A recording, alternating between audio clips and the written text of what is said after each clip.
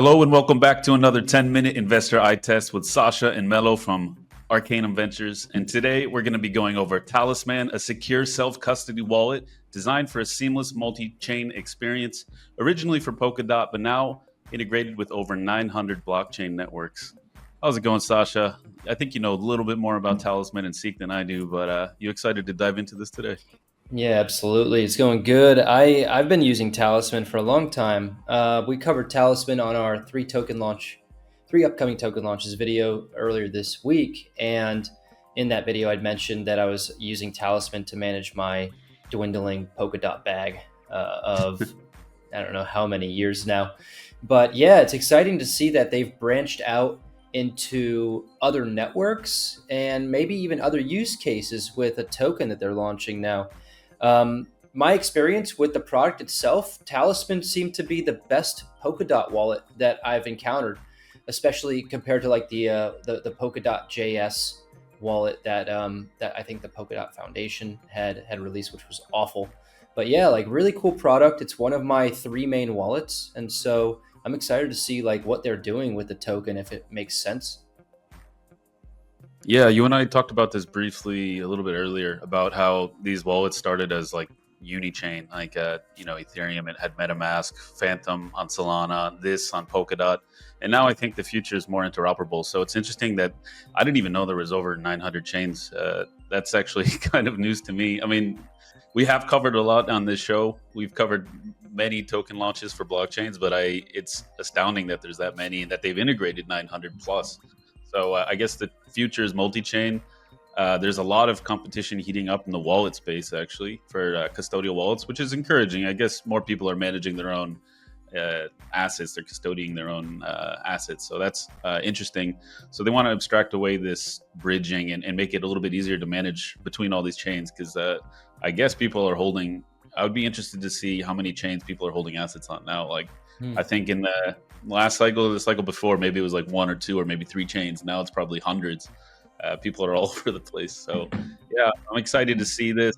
We have seen some other wallets launching or talking about launching tokens this year. I've been wondering, and I know you've been wondering, as somebody that designs token economies, like what these wallet tokens need to exist for or what they're going to do. But I guess we're going to find out today with Seek, one of the first to launch tokens for an actual wallet. And I guess in the end of the video, if you stick around to the end, we'll give our verdict on what we think of this token. If it sounds investable, if it sounds like an interesting use case or something that should exist, we'll use our experience to judge it critically. So, I guess we can start the clock and we'll take 10 short minutes to learn as much as we can about Talisman and Seek. I think we know a little bit about the wallet itself, but nothing about the token. So, we're going to find out today what Seek is going to be doing for the people that hold it. Absolutely. Let's get started. 10 minutes on Seek, starting right meow, boom. And I've got crypto rank up, which is one of our sources of truth for upcoming IDOs, IEOs, and ICOs. You can see here Talisman, the token is called Seek, which I think is really cool. I love their branding, honestly. And, it says here that it's a non custodial crypto wallet for Polkadot blockchain users, but like you'd mentioned before, they've expanded across many, many chains. And I do see a Yep. familiar name here in the cap table. Our good friends over at Hypersphere Ventures, we interviewed them in a Boom Room episode, which is super cool. But yeah, like a couple of notable VCs on this cap table, which is nice to see. Yeah, I think Hypersphere is obviously like pretty excited about Polkadot, and I think One. Jack he used to work with Polkadot, so it makes sense that they would invest in something that started in that ecosystem. But like you said, I think they need to update the description on CryptoRank because they have moved away from just being Polkadot centric, and now they're obviously working with a few hundred chains, to say the least. Absolutely. One fun thing to note from a tokenomics perspective, it looks like the maximum supply is 100 million. That's kind of refreshing. We've been seeing like multi-billion token Trillion. supplies, trillion token supplies for no reason. And I think this is nice. And for those wondering, like, this is going to affect maybe the launch price because they might be targeting a specific fully diluted valuation. So going down on your token supply means you're going to have to go up on your token launch price. and that could give it more of Hmm. an institutional feel if they're launching with like a token that's starting at $1 versus like a fraction of a penny, like a meme coin. Yeah, absolutely. Going into fundraising, it looks like they've raised or they're trying to raise a total of 2.7 million across the seed round. I think there's another round in here, and then an IDO coming up on EC. And a fully diluted valuation of 30 million. That's far lower than what I would expect for a company with this track record and history and number of users to launch a token. But maybe they're going, they're trying to be realistic about like, hey, this token doesn't grant ownership of anything. It's simply some sort of like product focused token or ecosystem asset. Yeah, I mean, I like being more realistic. If you look at on this very website and CryptoRank at a lot of the recent launches from this year, they usually are far overpriced and they go down after launch. And Talisman is an established brand, but it's not very well known outside of the Polkadot circles. I don't know that many people that could immediately identify what Talisman is. Whereas MetaMask, when they eventually, there's a lot of speculation about them launching their own token. That will probably be in the billions valuation, just based off the fact that they've been around forever. Everybody knows MetaMask. Like you don't Oh, God. get into crypto and not know what MetaMask is, for example. I just wonder if they pursue a multi-billion-dollar valuation, like if that's going to make sense at all around how they design the token. But I've got the website up here, and like I said before, I love Talisman's branding, and the website is no exception. Like this is very beautiful, Yep, um, it's clean. very clean, yeah. And And so the again, first call to action, download. Makes yeah, sense. Download our product, the main thing we do. yeah, absolutely.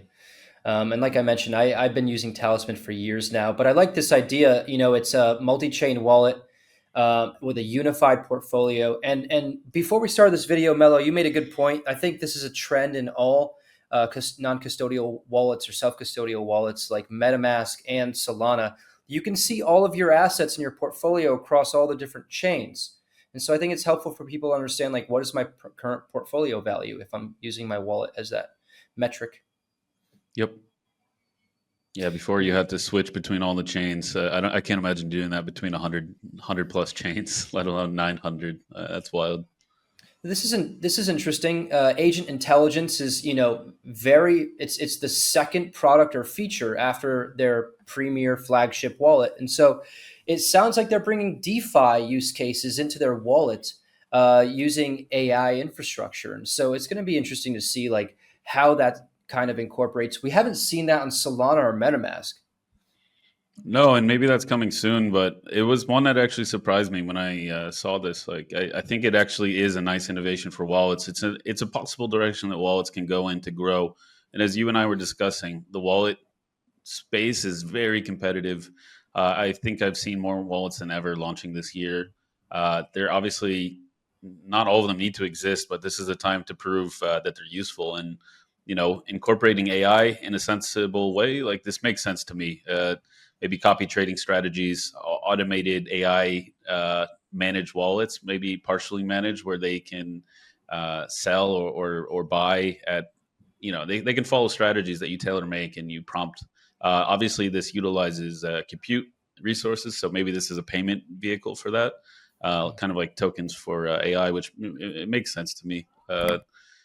I mean, you could technically do that or charge that in any asset in your wallet and convert it automatically because they have the capability to do so in a wallet. But it makes sense. It's not the weirdest, strangest thing that we've seen to have a native token for this.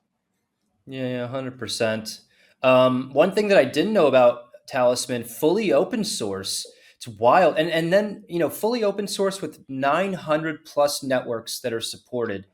That seems like some really valuable secret sauce being given away, right? Like MetaMask and Ethereum would never do that. But it says here every line of code written to create the wallet is open source and verifiable on GitHub. That is wild, man. Yeah, I which love that. brings us to the other point. Like, I think one of the biggest use cases we saw on this page is governance. And one of the reasons I fell in love with the Polkadot ecosystem originally is because it is essentially one of the most decentralized networks. It a lot of open source activity there, a lot of development activity. I think obviously you can build businesses on there, but the main focus is to build this like universal, I don't know, infrastructure that anybody can use. So if Talisman is following that beat, they want to be a decentralized wallet that's owned by nobody. I don't know how decentralized this is, but giving you governance capabilities with the token, it makes sense as an evolution if they want to stick with that ethos and be, they might have evolved away from just being a Polkadot wallet, but maybe they're keeping those core ideals of the Polkadot ecosystem. That's a really good point. Like if it's they have a lot of their code being open source, and it makes you wonder like how much of this is going to be decentrally governed using the token. How much ownership of the Hmm. protocol and decision making do token holders have? And Yeah. by those metrics, like even if it's some sizable amount of ownership or governance, that 30 mil FDV is quite low. Yeah. So this is looking better and better, right? Especially, So I think they have like the distribution too for the actual token at launch, right? It's on this page. maybe I guess we're about to find out, but they got the token launch coming soon, along with the airdrop, and then the next chapter. So that the agentic era. So I think that's what they're talking about when they mean like the AI powered DeFi use cases, which obviously are going to be they're going to need to be built. But here are some token use cases. So we've got rewards, Hmm. performance driven economy, rewarding users, developers, and agents for staking, contributions, and successful execution. This is interesting because going along with that OS or that open source philosophy, like if they want to incentivize builders to try and expand the ecosystem, integrate Talisman and different protocols, they can do so. Here we've got access, so that sort of DeFi, AI powered DeFi agents. So the token is going to be part of the access model there, which is really interesting. I think Yeah. maybe something that MetaMask or other wallets might consider doing as well. Yeah, maybe they're doing it already, but it's definitely like the first I've seen of something like this in an official wallet, which makes a lot of sense. And here you obviously have the council, which is just another word for governance. And yeah, I didn't love before I saw like the staking rewards. I hope it's not just stake and get rewards. I hope there's something more to that. But staking. You and I have incorporated staking into governance protocols that we've designed before for token economic design. So that makes sense. Being able to decentrally govern an open source wallet or any tools that they develop. And if you Yeah. go all the way to the top too, I think it's at the top. It has a distribution table for uh, is it not there? Maybe a little bit down. I thought it said, Um, oh, right there, right oh, there, here we at go. Yeah, launch. yeah. So the team is going to be getting 15%. The foundation only 50%, which is pretty low. Like you would think they would want a little bit more control at launch. Investors 20, and then they're doing a massive airdrop from what it looks like. 50% of all tokens are earmarked for the community, whatever that means. So maybe that's developer grants, maybe that's rewards for Mm, using. You might be eligible for an airdrop because you've been using the wallet. We don't know. yeah. I haven't seen any. I haven't Finally. seen any parameters or any rules for the airdrop published yet. But I think one also interesting Oh, thing that I saw up there, so 10 minutes. like I can't remember. Correct me if I'm wrong, but I cannot remember the last time I saw a token launch happening on Ethereum, like the native level one, layer one Ethereum mainnet ERC20 launch. Like, when's the last time we've seen that? That's like a relic. I'll tell you, man, these guys are fearless. Like they're breaking the paradigm, right? They're not launching on some like very fast and cheap network just to cater to like degens or traders. Ethereum was for a long time in the IDO or token launch space seen as like the Cadillac of networks. Like if you're launching on Ethereum, you mean business. You're a serious company. And for a long time, like when BNB chain back then, it was called BSC, and then some of the other L2s or let's say EVM compatible L1s came through. They were seen as like these non-serious meme coin networks. So that's cool to see that they're kind of breaking the mold. One thing that I Yeah. did want to mention on the council as well. So we talked about governance, but some of the use cases around it, they're being specific here. Voting on agent listing, fee distribution, feature integrations, and ecosystem initiatives. Although this doesn't commit to any of this and doesn't tell us, to what extent the token holders are going to be able to govern these functions, That Yeah. is more information that we normally see when it comes to governance and especially fee distribution. So this means that there's inherently going to be some value that is backing the governance use case of this token. So that looks Hmm. really good, especially considering the fundamentals of like that 30 mil FDV. Yeah, and one thing that I don't see there, maybe it's in the paper, maybe it's not published yet, maybe it's not created yet, and something you and I have struggled with in the past is how much information are we comfortable giving about governance from day one? Because a lot of these processes won't be ready to enact on day one. There's going to be, 15% of the tokens are going to the team, 15 to the foundation. So I guess that's technically a third of the company starting in the control of the people that are building it. But how much can they exert from day one? How much governance is actually going to be live? And what are you going to be able to vote on in those early stages? A lot of the time, it's not even figured out until after the launch. And this is a very slow, progressive drive towards decentralization, oftentimes, if at all. A lot of these companies misrepresent how much decentralization they're actually going for. Sometimes they outright lie about it. This seems like it's open source, and they actually want to, drive this to be an open source, decentrally governed product. But yeah, like who knows how much they're giving away about that. You're right. It is more specific than we usually see. Usually it's sufficient enough for most people to say, this is decentralized. Here's governance. Like you can vote on Yeah. stuff. And that's people are somehow comfortable with that. I don't love that, but I also don't love giving away too much information because these systems are iterative. Like we design on the fly and we break stuff, we fix it, and we improve it over time. Anybody knows that. Yeah, absolutely. Well, there's our maybe 11 or 12 short minutes on Talisman. We broke our rule yet again, as usual. And let's dive into verdicts. But before we do, I want to remind all of our viewers, if you're enjoying this content, if you like our irreverent and sometimes very insightful and helpful takes on these startups, make sure you tap that like button, throw us a subscriber, a follow. We're here every week. We've got some more fun content coming around eye tests and exclusive Boom Room interviews. And so, yeah, verdict time. Melo, you want to go first or you want me to go first?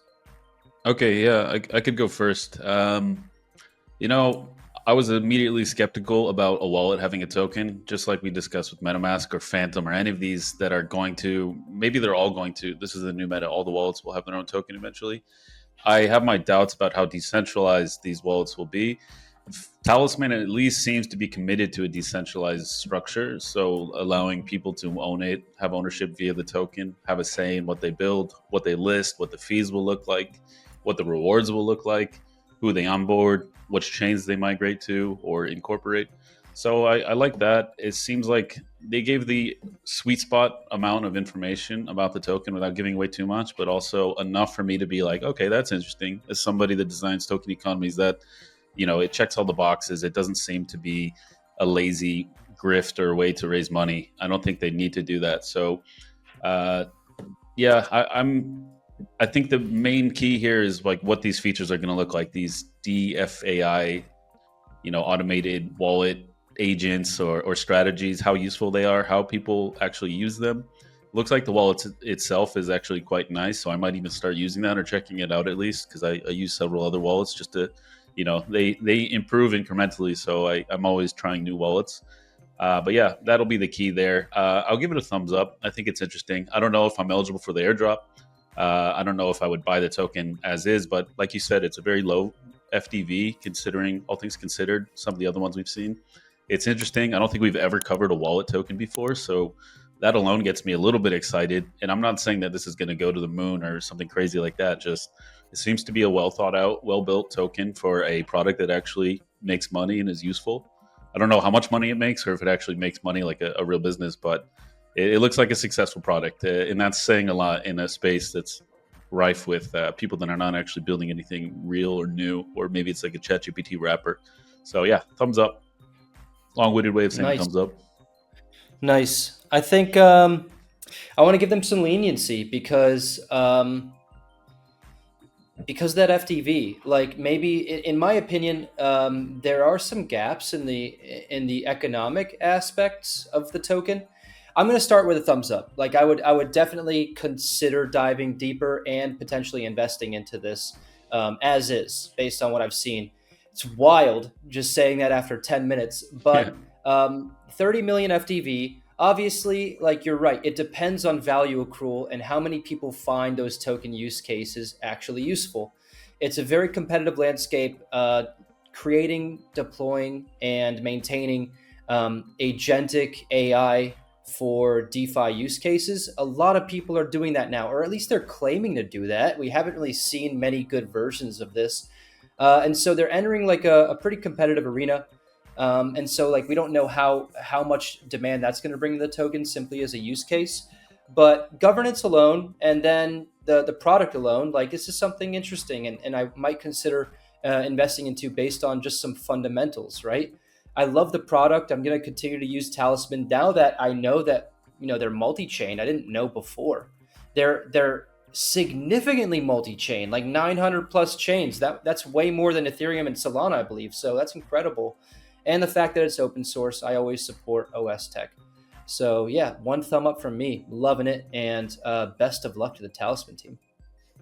Yeah, absolutely. And I'd be keen. I don't always say this for companies that we cover, but I would love to talk to the team about this because we also haven't interviewed anybody that's built a wallet. So also open invite to the Talisman team if you want to come talk about the future of what you're building and how this token's going to work. Then open invite there. And yeah, you're right. Like there's a lot of the wallet wars are going to start happening, and how much we can successfully abstract away all these difficult pain points of like I remember MetaMask like 5 years ago, and it was real pain to use. It was really clunky, but it was the only thing you really had.